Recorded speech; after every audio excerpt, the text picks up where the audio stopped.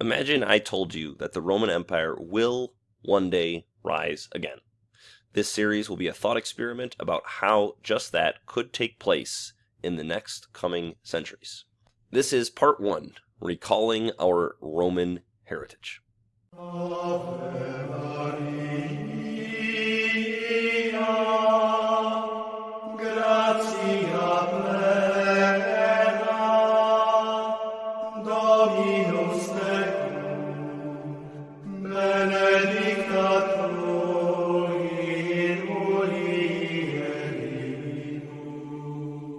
In nomine Patris et Filii et Spiritus Sancti. Amen. Gloria Patri et Filio et Spiritui Sancto, sicut erat in principio et nunc et semper et in saecula saeculorum. Amen.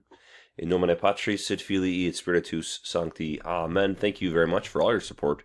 For the support of the work of church history, please like, comment, share, subscribe, and consider joining the channel. Become a member of the Scholarium Matris Dolorosae. In May of 2024, I posted a video titled Why Rome Never Fell. This video was an exploration of a historiographical view that we're going to be heavily revisiting here. That is the view held by a minority of, secular scholars even, held by a minority, though not a non-existent minority, that medieval Europe was in fact a natural continuation of the society which could be called Roman civilization, and is called that by all historians before the collapse of the Western Empire in 476.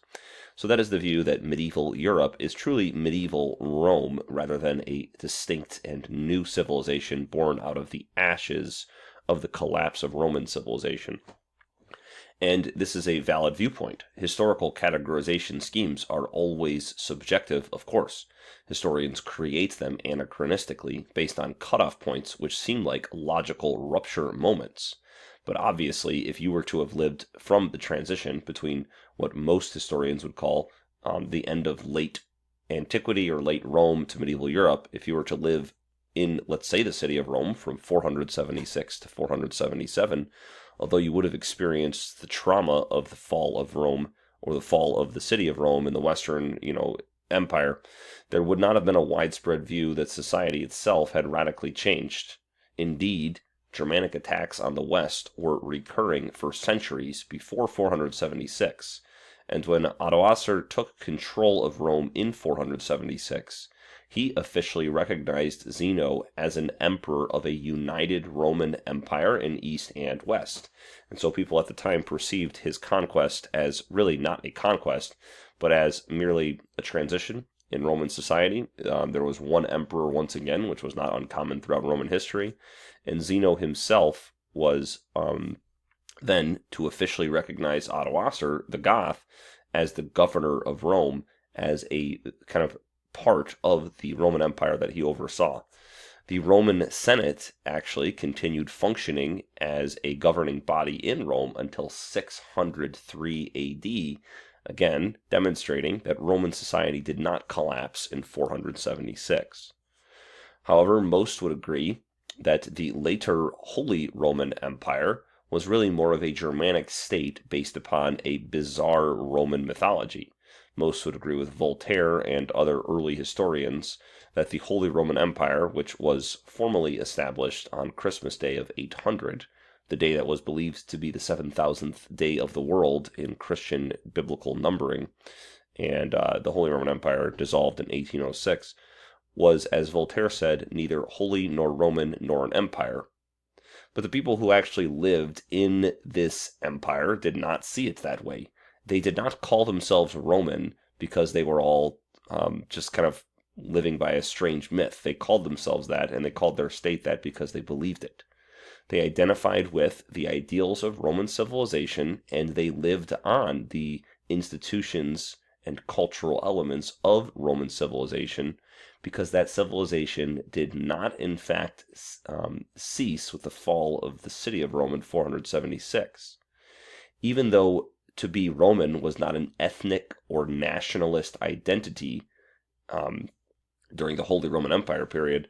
In fact, the Roman ethnicity ceased to be a literal reality as early as 100 BC. It was a civilization that transcended ethnic identity even before the reign of Emperor Augustus Caesar. Additionally, Roman civilization ceased being centered around the city of Rome itself as its political core ever since the political rise of Milan and Nicomedia in 286 AD during the early reign of Diocletian. In my video, Why Rome Never Fell, I examined the thesis that Roman civilization endured long after 476, and I went over a number of political institutions, martial traditions, literature, culture, cultural elements, philosophical schools, religion, and even just the pious tendencies of later medieval Roman Catholicism, which is a direct inheritance from ancient Roman Catholicism, but additionally, it embodies kind of the pietistic features that were even present in pre-Christian Rome, or the pious attitudes, the emphasis on efficiency and absolute comprehensive prayer formulas, and external things like processions. Those elements of piety were directly transferred into medieval Roman Catholic practice. In a word, all those things which comprise a vibrant civilization, and did comprise the vibrant civilization of ancient Rome, did directly continue into the medieval age. Throughout the medieval age, which I would prefer to call medieval Rome, we do see the continuation of the same society gradually evolving and growing from the ancient period. In that video, I demonstrated a great deal of the institutions that continue today even to pervade Western civilization, which we might rightly call Western Roman civilization, even though we prefer to identify with our national factions to the great detriment of peace and concord in our civilization in the past 200 years. We are, in fact, all in the West living out different flavors of Roman civilization. So, if we are continuing the heritage of Roman civilization, whether we like to refer to our civilization as that or not, what is to stop a new Roman Empire from eventually rising? The point of this video: if today's many different flavors of Western civilization are in truth different nationalistic variations of the same Roman civilization material, what steps could lead to the establishment of an eventual new Roman Empire?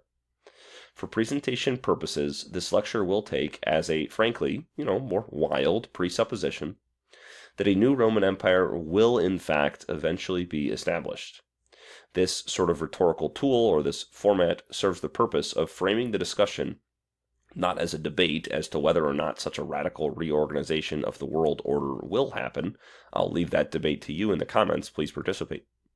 But an analysis rooted in analogous socio-political revolutions of the past, in the West and beyond, as to how such a radical transformation from our current national, nation-state-centered kind of political ideologies throughout the world could one day be transformed into a pan-Roman empire, or the desire to create one empire that would encompass much, if not all, of Western civilization.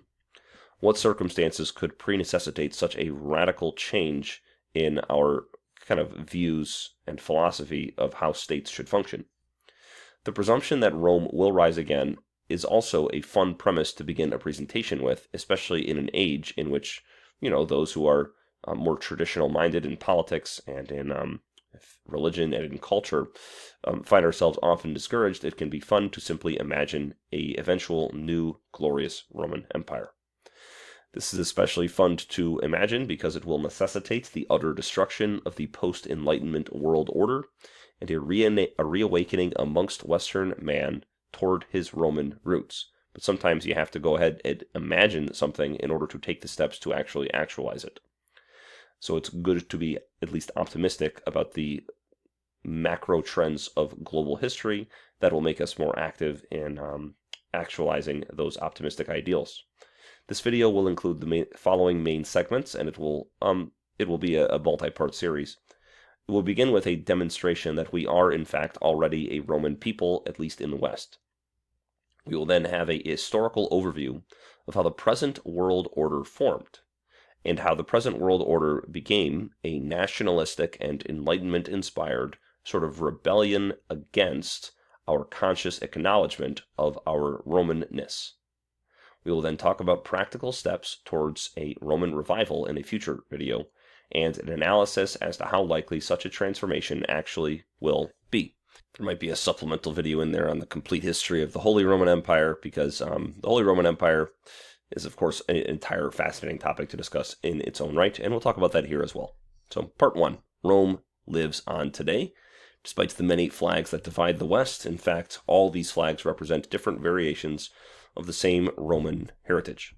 So, just to overview a big history of Rome, Rome first began to conquer the Latin tribes around it. This is the first inklings of a Roman empire, or an attempt to spread the civilization of the city of Rome throughout other tribes or ethnicities surrounding them. That begins around 338 BC. In 279, Rome moved toward securing Italian hegemony. So once again, this is the beginnings of an imperial Roman state, and already at this point, Rome is spreading out beyond its sort of more local Roman ethnicity, which one could argue even that Rome's origins as a number of mercantile people living on the 7 hills of Rome in, on the Tiber River, really, you could argue it was never a distinct nationality, but was a group of people that kind of came together from different nationalities to form this city. So I've said before in the Eternal Rome video that really the Roman project or the Roman civilization has never really been an ethnic state, which is much opposed to modern theories of statecraft, that one state exists to sort of govern a single nationality or a single tribe, a single sort of breed of mankind. That's kind of foreign to Roman statecraft from the very beginning. This is Rome after the First Punic War, when it becomes a Mediterranean empire, and this is Rome after the Second and the Third Punic Wars, truly expanding out and becoming the dominant Mediterranean power in 86. After 9 AD, after Julius Caesar's and Pompey's conquests, this is the empire as governed by Augustus Caesar, and you can see zones of influence beyond even the traditional territory ruled by Rome itself. 116 AD, during Trajan's reign, Rome saw its absolute territorial peak as a united empire, extending up to Britain and even all the way out to through Sumeria and down to kind of Kush. So, absolutely powerful, Mediterranean Ocean or Sea is here a Roman lake. In 269, Gaul was seceded to Germanic tribes. So this is Rome's decline. The 3rd century was very difficult on Roman civilization as a result of Germanic incursions. The Romans were never really able to fully subjugate the Germans, but they weren't able to do so politically through military might alone, but culturally that would begin to happen because Romans would begin to employ different Germanic leaders to actually defend them from other Germanic leaders. And that would, of course, begin the process of sort of Romanizing the Germanic peoples, and that would continue even throughout the medieval age. And of course, we would end up, as we'll see, to get ahead of ourselves, with a Germanic Roman emperor. Constantine was a tremendous administrator of the Roman Empire, not only for turning the Roman civilization away from the darkness of paganism towards the light of Christ, although Constantine himself had issues and definitely did, at the very least, flirt with Arianism. He did reconquer previously held territories. Now, in 485, as we've talked about already, the West was functionally lost to Germanic kingdoms, to the Goths, even though, Rome and the immediate provinces around Rome would be continued to administer through the Goths as a sort of duke of Constantinople. So the Roman Empire still looks like this in 485, even though Rome is directly under the more immediate influence of the Goths. They still do pay homage to the Eastern Emperor and still consider themselves to be a part of the Roman Empire. And so it's a more revisionist history that's been accepted for some time, for centuries, that Rome, the Western Europe, completely fell off from the Roman Empire after 476. The people of Italy and Switzerland and the areas here in the Alpine regions all perceived themselves as Roman far after that. Justinian was an incredible administrator and perhaps the final great ancient Roman emperor, you might say, in 565, and he was able to drive out the Goths completely. And from then on, he would establish military rule over Italy, and he would appoint dukes to rule Italy. This is the origin of the word dukes in European politics, is kind of deputies that were appointed by the Byzantine emperor to rule parts of Italy. But after Justinian's reign ended, Italy would definitively fall into the hands of Germanics. By 754, the Arabs and the Lombards are beginning to ravage the Eastern Empire. And this is after a number of controversies between the Patriarch of Constantinople, who really did always function as a puppet to the Eastern Emperor, and the Pope, even popes being kidnapped because they refused to submit the nomination of the Pope to the decision of the Eastern Emperor, who wanted to really turn the Pope into a puppet of his authority, just like the Patriarch already was. There's a number of controversies happening throughout here, and you can check out my video on these early patristic ecumenical councils to learn more about those controversies. So the Arabs then rise up and take many of the eastern provinces, including the Holy Land, and Italy, as a result of the decline of the Eastern Emperor, is lost to the Germans.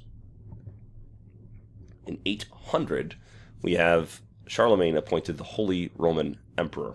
Now, most would say this is ridiculous. This is not actually a part of the Roman Empire. What is this new institution? And that's the way that this is traditionally viewed. Now, in 800 AD, there was no Eastern Emperor, because in the East, Irene of Athens was ruling as a empress regent, but she decided she wanted to rule the Roman Empire herself directly, and so she had her son blinded. So, charming woman, she had her son blinded because that would consider him to be so disabled to not be able to rule. That was the typical thing that Christian emperors would do if they wanted to eliminate political opposition. You know, it wasn't very Christian to murder your political opposition, so you could just have them blinded and perhaps have their fingers cut off, and that way they would be so maimed and disturbing to look at, and no one would want them to rule the Roman Empire. So that was the more Christian way to deal with your political opponents, and in this case, Irene of Athens had done that to her son in Constantinople in 797. Now, does that make her a legitimate ruler? I mean, you can't have a woman Roman emperor. So that's 797. In a sense, there was no Roman emperor to many people's mind. And so in this situation, that is when, on 800 AD, Pope Leo arranges to coronate Charlemagne the Great, or Charlemagne, whose name means Charles the Great, to coronate him as the Emperor of Rome. And so he's making a claim that as Pope, as holder of the keys to the kingdom of heaven, and the keys to the kingdom of earth as an extension, because there's, you know, if you're the king of, if you hold the keys as the sort of first minister of the kingdom of heaven, then of course you also have authority over the world as well, and over the princes of the world.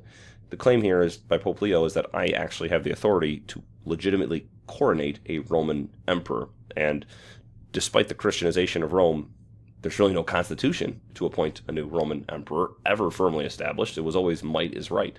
That's simply it. I mean, if you can kill the previous emperor, you become the new one. Congratulations. So people would always just name themselves emperors. And, you know, there are periods where there's two emperors, there's periods where there's one. But if you could do it, if you could manage a large section of the Roman emperor, and if you could take military control from the other emperor, then you're the emperor. I mean, that's just how it works. So in this period, there is no emperor because Irene of Athens is a terrible mother and a first, you know, maybe we should celebrate her in Women History Month as being the first female dictator. You know, it's quite an accomplishment. But she's not a real emperor. So in the view of many people, Charlemagne simply was the next legitimate Roman emperor. Rome was still kind of paying tribute to the Roman Empire, even though Constantinople could not really help them very much against the Goths. And so the Pope says, well, hey, I'm going to name an emperor. And truly, that's a more legitimate process for naming an emperor than just killing the previous one and calling yourself emperor. So at this point, it's at least legitimized by religion, which is, in fact, at least in theory, higher than the secular state. So the point here is, in the views of many people, Charlemagne was simply not the first emperor. So at the time, he was not perceived as the first emperor. He was perceived as the next emperor after Irene of Athens took out her son's eyes. And he is also the first to reconquer the Germanic provinces and what was once called Gaul, but is now called the land of the Franks. He's just restoring. He's a restorer of the former glory of the Roman Empire. And so, in this sense, he is not a creator of a new institution, but Charlemagne is in fact continuing the Roman institution, and that is how it was certainly perceived in 800. By the early modern period, however, nationalism began to grow as the dominant political ideology in Western Europe, and with it the notion that a state exists to govern a particular nation. The Latin natio is for breed or kind or origin of a people. In other words, a nationality is really a more firmly established tribe, or a long-standing tribe. It probably has more people than you might think of with a tribe typically. This ideology is antithetical to the principles underlying not only the Holy Roman Empire of medieval times, but the Roman Empire ever, in antiquity as well. Because the Roman Empire always sought to establish political and economic and military coherence across a variety of nationalities. In the medieval age, the Holy Roman Empire sought to establish such coherence between German, Austrian, Czech, Swiss, Frank, Slovenian, and even some Poles and other smaller nationalities in the center of Europe. In fact, this ideology is opposed to the principles undergirding the majority of the world's most successful states in history, the idea that one state exists to govern one nation, or the absolute value placed on national sovereignty. The most successful states in world history were always, or not always, but generally always, large, well-organized empires over a variety of nationalities, rather than states which limited their jurisdiction to the territories held by present-day members of a given nationality, which is of course always complicated because there are always areas with multiple nationalities, and once this idea that one state existed to govern one nationality, that's why we have so many wars in Europe, because there are conflicts over regions like the Alsace-Lorraine region where there are Franks and Germans both living. Now, today, it should be noted that even while we all hold to this value of national sovereignty, or this idea that one state is to govern one nation, there are a number of nations, or we call them nations, but in reality they are empires. They are not a nation state, such as the United States. The world's most successful state today is, in fact, more of an empire. The United States encompasses a number of nationalities, and in fact, the United States is a great reflection of what the Roman Empire used to sort of value, that many nationalities can be unified under one politically coherent state and economy. China is also an empire by this definition. There are a number of nationalities in China, although most Chinese people identify as Han. This is actually fictitious. There are social advantages to being Han, but there are many other ethnicities in China. Russia is, they're going to war with Ukraine over the claim that they are in fact one nationality, but Russia is itself a pan-national empire and has been for hundreds of years. Brazil is a pan-national empire in South America. Most of the Latin American states encompass a number of nationalities, especially Mexico, making that a pan-national empire. And Europe's present-day success is largely due to the pan-national, economically imperial European Union, which has one institution governing a number of nations, and participation in pan-Western imperial military sort of empire or confederation known as NATO. All of the West is really governed militarily by the United States, which does have the final say in all military matters. If the United States wants to engage in a military action, it does not require the approval of NATO, but if another NATO nation wants to engage in military action, they would need to have the approval of the United States, in demonstrating where the buck sort of stops in that alliance, which is more of a hierarchical arrangement. The success of Europe, then, is not due to the particular achievements of isolated individual nation-states, but due to these nation-states' participation in a wider economic and military order which provides concord between all the member states, as an empire would in ages past, and also allows for free trade between members of that arrangement, which once again benefits the prosperity of all the nations because of the sharing of resources. It is worth mentioning, of course, there are different definitions of empire in historiography, but in general, I think a good definition of empire is one state or one political body which governs a wide variety of lesser nationalities or lesser groups or even lesser semi-autonomous states. An empire is a way to establish political and economic and military coherence, which promotes peace, economic prosperity, and political coherence or order or stability in a wide section of the earth. Once you can establish that sort of concord, you're going to have more human flourishing, at least in a worldly manner. So that's really my definition of an empire. Some people think that there has to be some element of sort of expansionism in an empire, but I don't think that's as necessary. Some Holy Roman Empire historians, such as Peter Wilson, argue that modern critical historiography in general emerged in part as a means to discredit the foundational principles of the Holy Roman Empire. The idea that Roman civilization continued into the medieval age is foundational to the origins of the Holy Roman Empire. Peter Wilson argues that the discrediting of that sort of historiographical way of viewing the establishment of the Holy Roman Empire, or the existence of the Holy Roman Empire, as a different chapter in the unending story of the Roman Empire, he argues that the desire to discredit that was foundational to the new modern attitude that every state exists to serve a single nationality. And historians have discredited the Holy Roman Empire for centuries and centuries and centuries, even to the point where eventually the Holy Roman Empire would be described as merely a Germanic state with a bizarre mythology at its founding. That is why one of the most foundational principles of Western historiography is the stark distinction between the Roman and medieval period, because this distinction seeks to undermine the foundational ideology of the HRE. Medieval man himself, however, especially living within the HRE, if they were conscious of the wider political order they existed in, believed he was participating in Roman civilization, and with good cause. And again, even if a particular medieval soul did not live in the jurisdiction of the Holy Roman Empire, he did in fact participate in Roman civilization in a number of ways in his everyday life.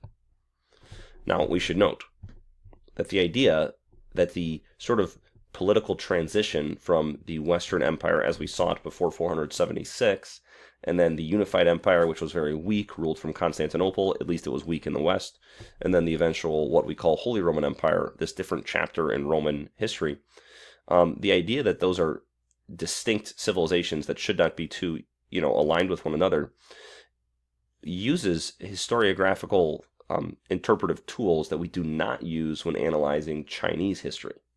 So let's look at Chinese history for a moment to see it as a sort of analogy of what has happened in the West over the course of the same centuries.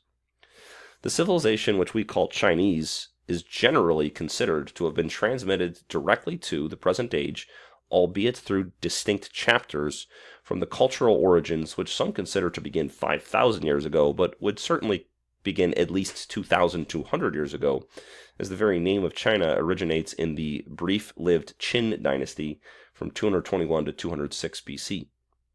All recognize, of course, that this civilization known as China underwent numerous imperial or political transformations, although its cultural traditions and institutions remained constant.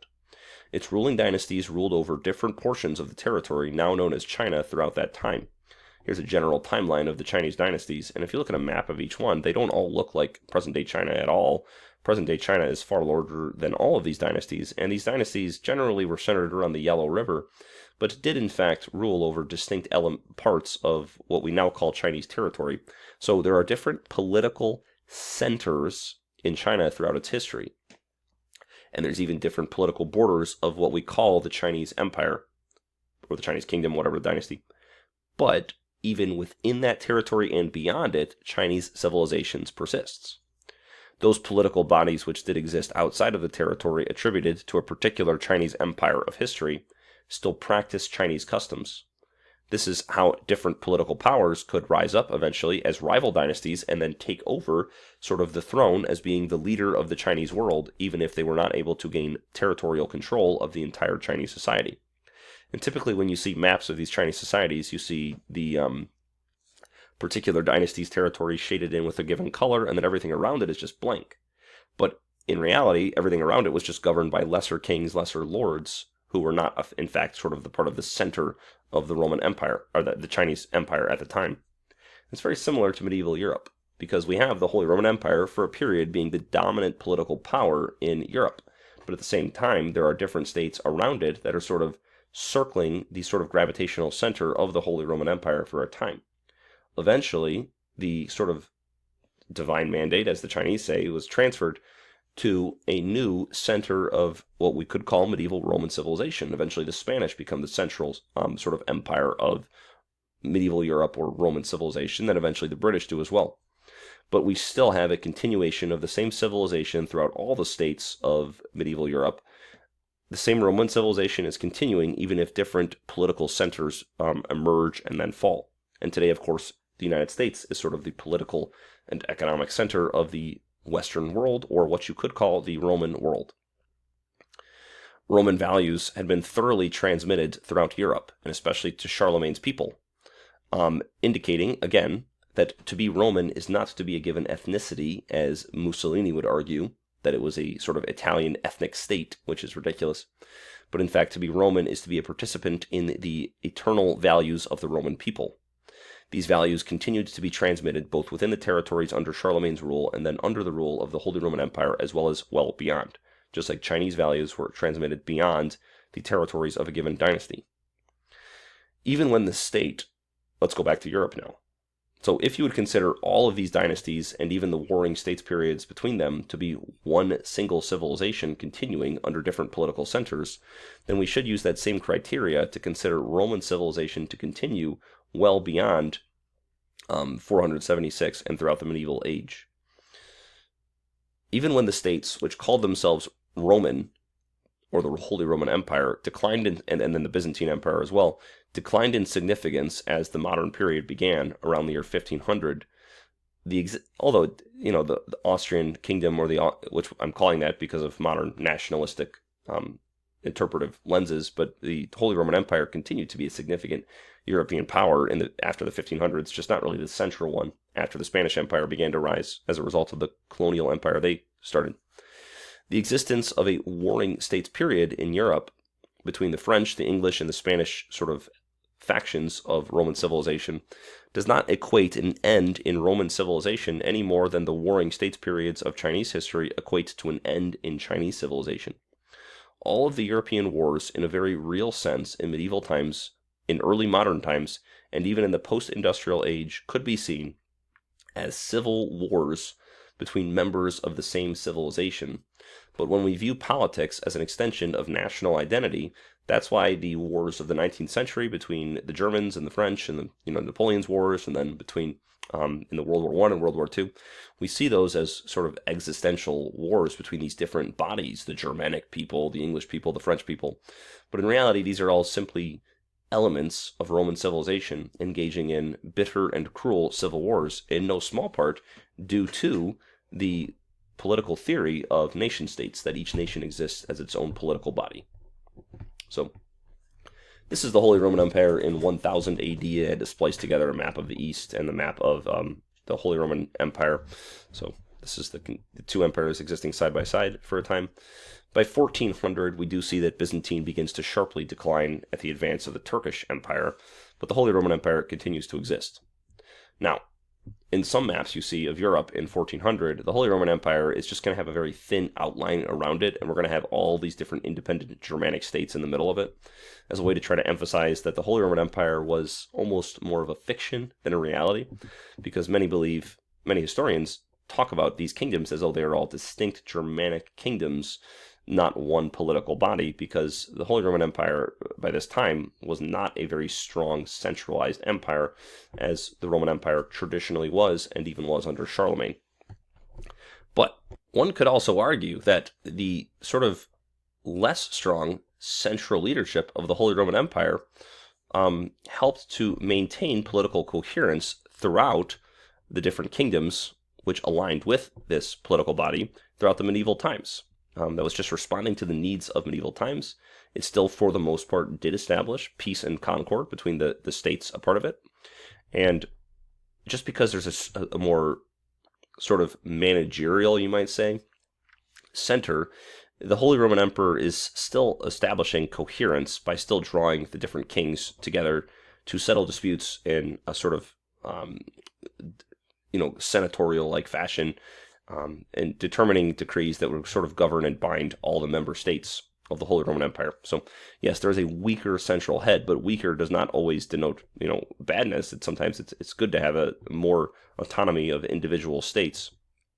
And that was certainly in the mind of many of the founding fathers of the United States that wanted to have distinct states that would have more autonomy over the federal center than the traditional Roman emperor would have had. So, and this also would create less conflicts over who got to be the Roman emperor in the HRE in the early modern period, because if you still have autonomy as a local king of your particular division of the empire, then you're not as interested in becoming the emperor of the entire empire, because you could still have a lot of autonomy to govern yourself. You don't need to be at the very top of the pyramid, and that's going to create less dynastic wars over ruling the empire as a result. And that does create more coherence when you don't have constant transfers of power between ruling families and constant wars and death to accomplish that. By 1400, Constantinople, which was a very centralized empire, as you can see now, is greatly reduced and surrounded by Turkish invaders. And by, of course, the middle of the 15th century, Constantinople would fall entirely and the Eastern Empire would dissolve. In 1453, Constantinople fell to the Turks. So as you can see here, became an element of the Ottoman Empire. Yet the empire had, as we've seen, really fallen long before that. It was more of a Christian city-state, or a sort of association of a variety of city-states, in the midst of a Turkish empire for some time. Beyond the limits of the Holy Roman Empire, which was a confederation of states, again, united around the ideals of Roman civilization and a single emperor, Roman civilization persisted in myriad ways in all of the nation-states of the West. Let's consider the many ways that Western civilization is not only a descendant of Roman civilization, but is in fact a continuation of it, in some of the core elements of Western culture which still exist today, which are obviously direct continuations of Roman ideals.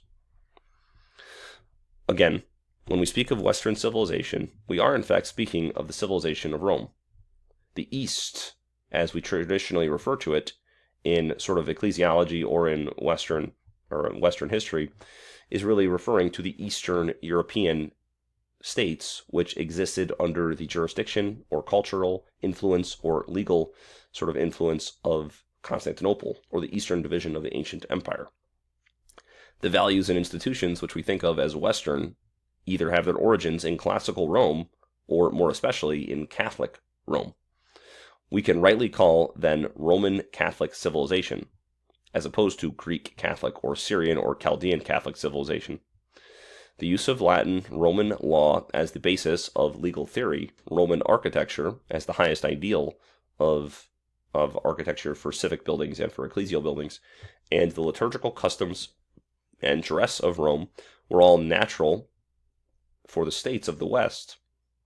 In other words, the states of the West throughout the medieval age continued to use Latin for their formal language and ecclesial language, continued to use Roman law as the basis of their legal documents, continued to use Roman architecture as their ideals, continued to base their liturgy off of the Roman liturgy, and continued to dress as the Romans did, because the medieval states all perceived themselves as being participants in the same Roman civilization. And that's why all of these cultural elements were quite natural to them. They were not based on a phony mythology that they were continuing Roman civilization. They naturally believed it because they naturally were continuations of the Roman society, which had always transcended ethnicity. Let's examine a few examples of how Western civilization continues the cultural elements of Roman civilization, the eternal civilization. But of course, Latin is the foundation of many Western languages, even in English. So obviously this is more the case in Romantic languages, but in English as well, it's something like 40% of the words we speak are direct descendants of Latin. Additionally, we still do use a number of Latin words untranslated in English today. Degree titles are in Latin. A bachelor degree is coming from a type of degree used in Latin. Logical fallacies are untranslated as well. We still use Latin words for those. We still use Latin words for most medical and biological terminology. And Latin is still used to designate formality even in the modern age. Latin is still the language of many governmental and organizational mottos and even names. If you look at the flag or the mottos of many states or even universities, they're going to use Latin because it's still considered a sort of highest ideal of language in Western civilization. The U.S. motto, E pluribus unum, out of many one is the motto on the Great American Seal. It's also on the flag of Michigan. So we're using Latin even in modern Western states, even modern Western states as kind of recently composed as the United States, because it's recognized that Latin is the highest elevation of language in our society. You're not going to use Arabic, and you're not going to use Chinese on a flag for a Western country or Western state, but we are going to use Latin because we recognize deep down that this is the highest elevation of our language. AD is, of course, Anno Domini, Year of the Lord, and classical symphonies are still sung in Latin. Even a lot of like major motion pictures use Latin or a language that sounds like Latin in a lot of their soundtracks. Some estimate that 60% of English words are Latin. Roman architecture is still an ideal. When the grandest Western buildings are built for either government purposes, academic purposes, libraries, museums, or ecclesiastical purposes, these buildings are often modeled directly off of Roman ideals, and that is the case especially in the United States, where our museums and monuments and universities and libraries often directly represent Roman architectural ideals. Again, why are we doing that? Because we recognize that Romans are not only a great source material to be inspired by, but we are in fact living that same civilization today.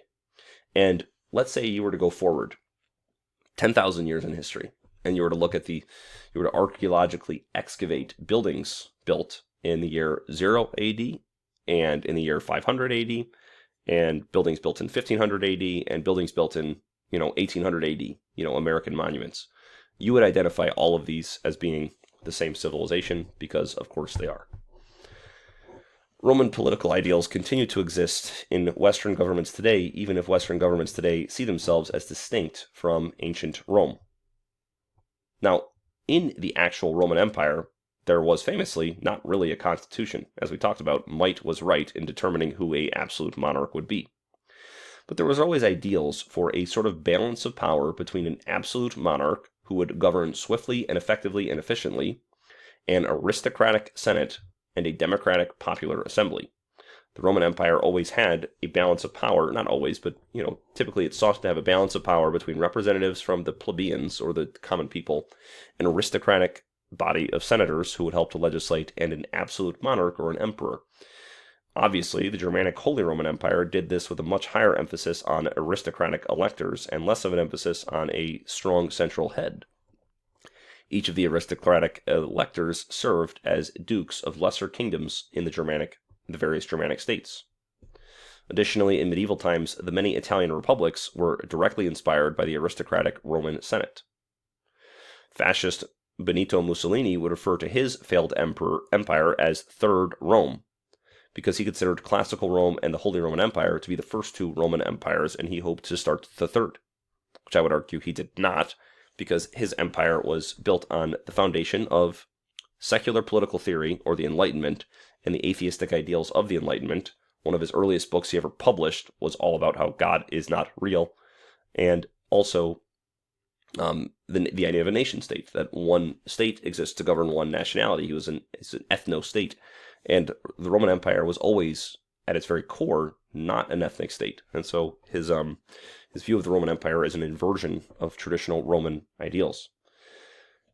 Hitler, too, despite his errors, recognized the Roman Empire, in his view, as the first Aryan empire. He saw it as a pan-Aryan empire, because, of course, he's also an ethnic.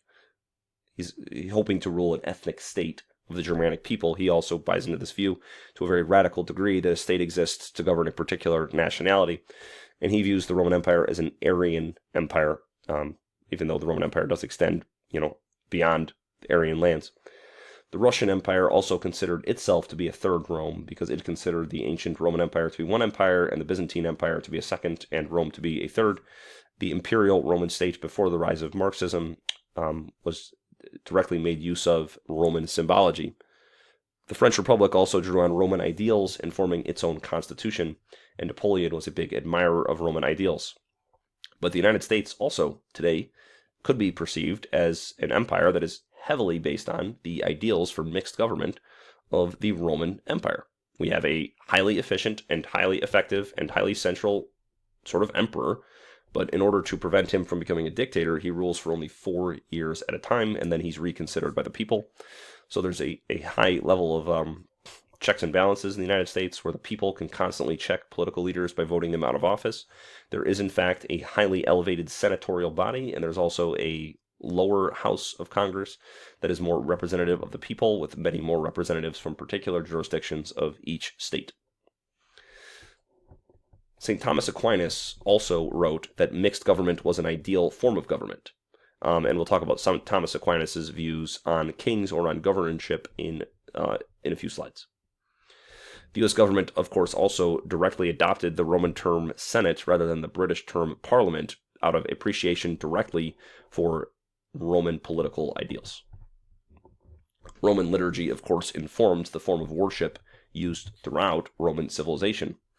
And those elements of Western Europe, which directly looked to Rome or the Pope as its liturgical and ecclesial head, directly imitated the Roman Rite Mass, or a form of Mass which was very similar to it, even when Western Europe had a Gaelic rite, as you could say, or a Celtic rite, as you could say. Even these forms of liturgy were very inspired by the Roman Rite Mass. So, all of Western Europe naturally looked to Rome and the Pope as its direct patriarch and leader in ecclesial matters because, again, all of Western Europe saw itself as a continuation of Roman society, and it was natural to see Rome as the center of this society. Now, as Europe begins to adopt more and more nationalistic views and divides itself into different nationalistic camps and begins to perceive being Spanish or being French or being English as being members of distinct civilizations, that's when you're going to start to see the rise of Protestantism, because there's a desire to separate oneself from the Pope, because you're like, well, why am I listening to him, this man way far away in the city who's a different ethnicity than me? Shouldn't every ethnicity really do its own thing? But that's more of a modern idea, that all these nationalities need to be so separated culturally and politically. Of course, traditionally, in Western civilization, there were different nationalities. Those were never ignored, but you were all seen as participants in the same civilization. And again, that's why I said earlier that the United States is the empire which does, in fact, sort of transcend those nationalistic distinctions, because in the United States you have many nationalities living together, ideally participating in the same civilization. The United States project begins to fall apart if you start to lose a sense of what that common civilization is. And you start to say, okay, let's just bring in all different cultures, and let's kind of abandon the idea that we're a common, coherent civilization founded on the same ideals. If you start to lose a sense of that, if there's no unifying force in the United States, well then, it no longer functions as a single civilization. If you have many different cultures moving in opposite directions. So you can have subcultures, and still have a metaculture, but you need to have a metaculture, of course. And even those that are in favor of what they call cultural pluralism are in fact in favor of having a metaculture, which is best symbolized by new liberalism, the rainbow flag, and sort of the mainstream dogmas and doctrines taught in secular universities, which are atheistic in nature.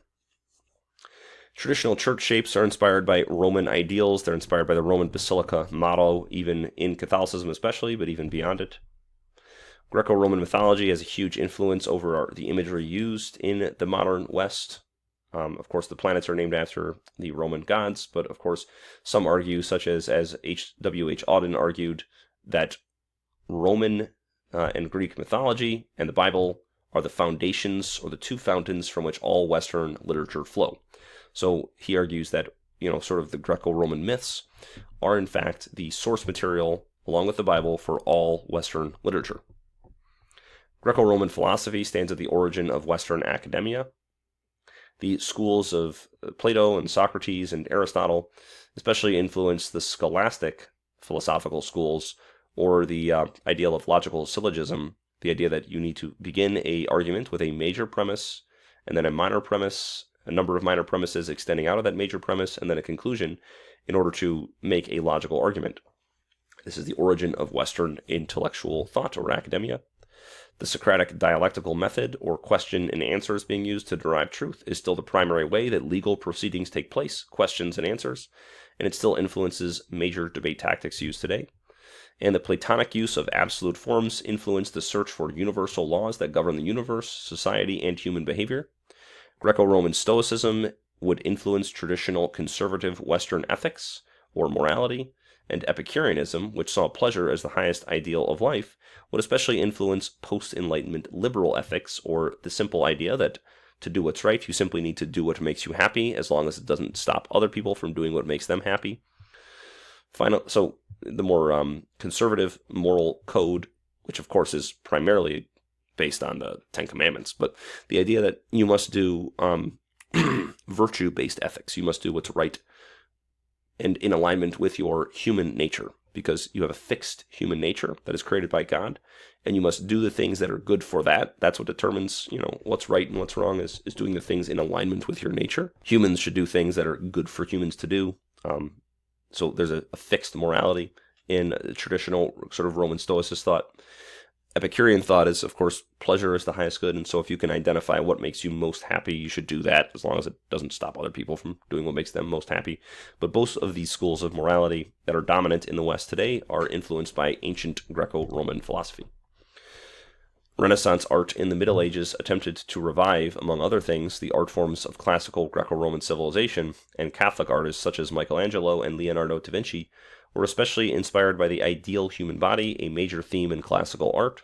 Western artists further have been majorly influenced by Greco-Roman mythology, but of course also traditionally by the Bible stories, and of course Roman Catholic saints and especially martyrdoms were major source materials for traditional medieval art. Roman urban planning still has a tremendous influence over Western cities today. Romans were the most organized city planners arguably in world history. No better example of Roman pragmatism exists than in the manner in which they constructed cities, a grid of perpendicular streets facing either north and south or east and west.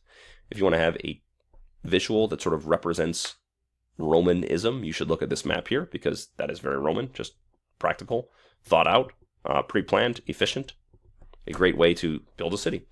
And this sort of grid pattern is, of course, maybe not as popular in Europe, unless a city was directly built by the Romans, because a lot of European cities just sort of developed organically and sort of chaotically.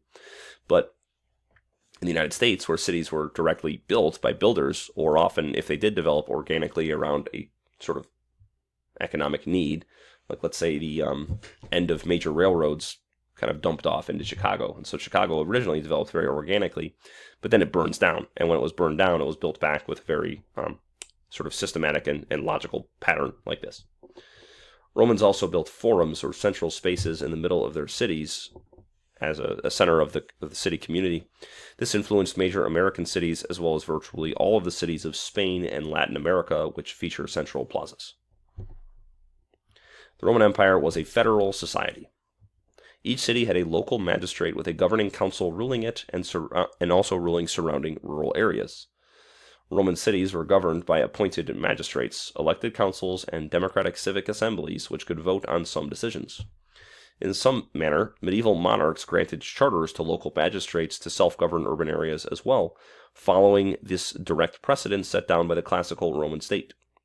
Modern European and Western cities are still generally governed by a mayor as the Roman magistrate and a council. Further, the Roman priority in investing in sewage, aqueducts, and roads remained amongst the preeminent priorities of civic governments in medieval and modern times. And as you can see, even civic buildings that are built, like the mayor's office in Chicago and the Wayne County building in Detroit, look like they are right out of ancient Rome. The Romans instituted a mixed metal currency, which influenced later medieval and modern coin usages. The Romans used standardized weights of gold, denarius, gold aureus was a golden coin, and then they used silver coins and bronze coins and copper coins for different values. Roman coins were minted with the faces of the ruling emperor, and this would be continued in most modern Western nations. Now, of course, the making of coinage with the emperor's or the ruler's face is used by all Iron Age monarchs, not only Rome. Roman coins, denariuses or denarii, were the foundation of the European economy, especially of the Holy Roman Empire, and they were used until the end of the first millennium. Justinian's law code stood at the center of Western legal thought for many centuries, and you could still say today as well. It emerged naturally throughout the classical period by the various passing of leges, or laws, or senatorial decrees, or local edicts of magistrates, and the legal philosophical work of scholars. Emperor Justinian would standardize all this massive chaotic corpus of legal data into a single Justinian law code. This code was perceived as the ideal accomplishment of societal justice. Medieval legal scholars would try to recreate the original Justinian law code because it was considered to have been lost, and it was considered to have been the ideal actualization of divine law in the secular state. From Justinian's law code, we get concepts such as contracts, property laws, marriage laws, inheritance laws, legal obligations, liabilities for harm done to others, and legal precedent. Justinian's Ius Gentium, or laws of justice for the Gentiles, or law for those outside of the Roman jurisdiction, inspired the notion of extra-national laws governing nations, or international law. France and Germany still use legal codes that are directly inspired by Justinian's law code today. Medieval martial traditions are also a direct continuation of Roman martial traditions. The Roman military was so massive, extending over continents, that it needed to be broken down into semi-autonomous companies and divisions since the age before Christ. This inspired the military divisions in virtually all medieval as well as modern European nations. Also, Roman military technology such as catapults and siege works were used throughout medieval times, and were eventually translated into modern artillery units. The dress and weaponry of a medieval knight is also a descendant of the late Roman light infantry cataphracts, because in the late classical period, the sort of Roman soldiers that you typically imagine marching in formation with large shields and whatnot, they'd become less useful against the light infantry of the Germanic raiders, and so the Roman military did transition to what you see here.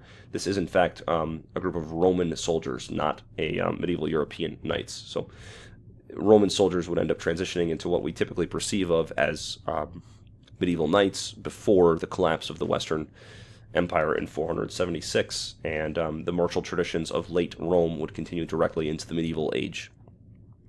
Finally, the strict and austere military training, which are foundational to Western military training, was developed first in Roman society. The Roman calendar is still used, of course, today. The months are primarily named after Roman gods. Janus is January, that is the Roman god of beginning, ending, and transitioning. March devoted to Mars. July is devoted to Julius Caesar. August to Augustus Caesar. The Romans adopted the 7-day week along with the Greeks due to cultural interchange with the Near East. Julius Caesar began the leap year to make the Roman solar calendar more accurate. And in 1582, Pope Gregory XIII, with consulting astronomers, instituted the Gregorian calendar to make the calendar much more mathematically accurate. He skipped 10 days in 1582 due to the Julian calendar's slight inaccuracies, and he made century leap years century years with 2 zeros at the end, only leap years when they could be divided by 400. So the year 2100 will not be a leap year, and that does kind of fix the errors of the Julian calendar. Of course, the Greek Byzantines, the Eastern Catholics, they refuse to adopt the Gregorian calendar, even though it is just literally more mathematically accurate because the Pope came up with it, and they don't want to accept anything the Pope comes up with. So as a result, Greek Easter is inaccurate, because since the Council of Nicaea, Easter has been determined by the first Sunday after the first full moon after the spring equinox. But the Greek spring equinox is just literally not the spring equinox. The spring equinox is supposed to be when the day and the nighttime hours are the same. They're equal. That's why it's called an equinox. The Greeks still use the Julian calendar's equinox, which is simply not actually the equinox. So, anyways, they just like being inaccurate because they'd rather have an inaccurate calendar than submit to a decision of the Pope. Of course, Roman letters and numerals are directly used by the ancient Roman people. All the nations you see here use the Roman alphabet, which is, of course, the Latin alphabet.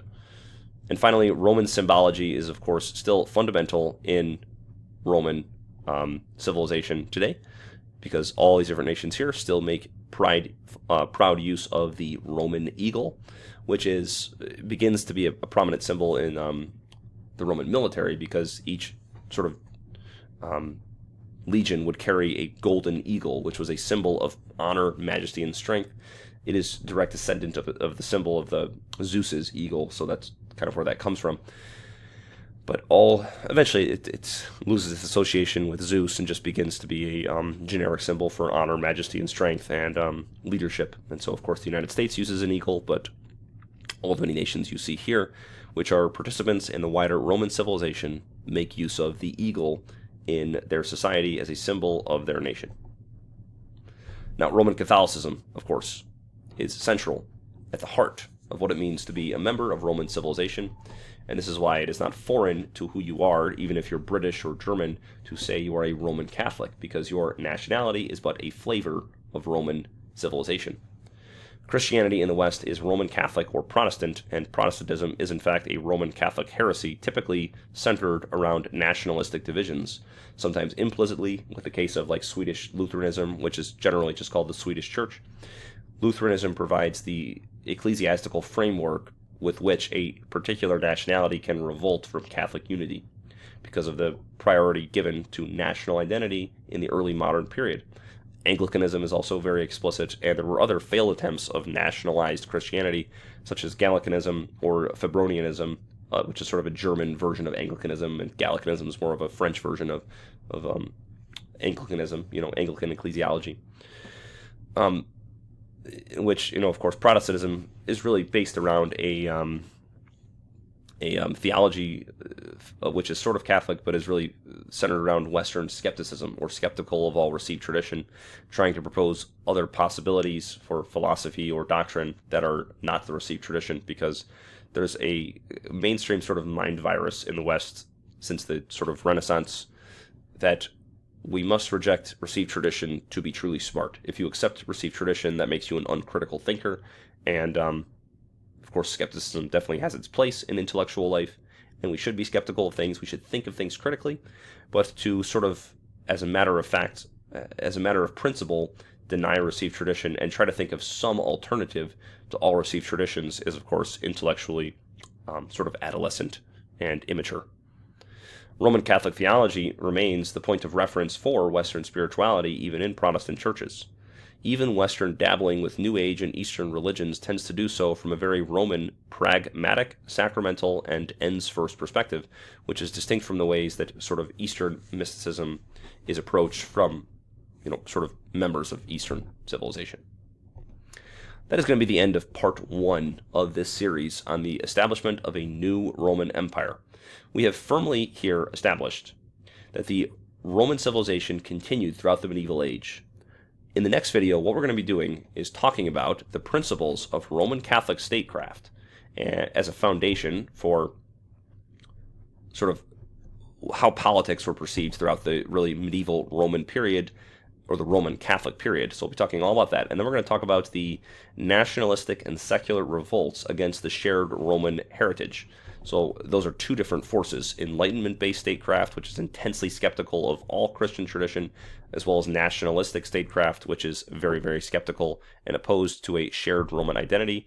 And then we'll be talking about the many different versions of this revolt. So we'll be talking about the nationalistic republics that would rise up in the rubble of the old shared Roman heritage. Of course, we'll talk about the United States as a member of that sort of new government emerging out of the old Roman heritage. We'll talk about the British government, the French state, and we'll talk about, of course, the ideological governments which emerge in opposition to the old world order as well, including Nazism, Marxism, fascism, and even beyond that. We'll talk about modern political ideology and modern just sort of meta ideologies, such as the modern secular LGBTism as a sort of ideology to govern all of human behavior, and what LGBTism is a symptom of this wider sort of post-old order, post-medieval order, post-Roman order, sort of Enlightenment-based, and then nationalistic-based political world order. So a lot to talk about in the next video. We'll be talking about the revolts against the old Roman order in all their different forms, and then we will, in the next video after that, discuss how a future Roman Empire will eventually be established. In nomine Patris et Filii et Spiritus Sancti. Amen. Ave Maria, gratia plena Dominus tecum. Benedicta tu in mulieribus et benedictus fructus ventris tui, Iesus. Sancta Maria, Mater Dei, ora pro nobis peccatoribus, nunc et in hora mortis nostrae. Amen. In nomine Patris et Filii et Spiritus Sancti. Amen. Thank you so much for watching. God bless you all, and see you next time. Bye.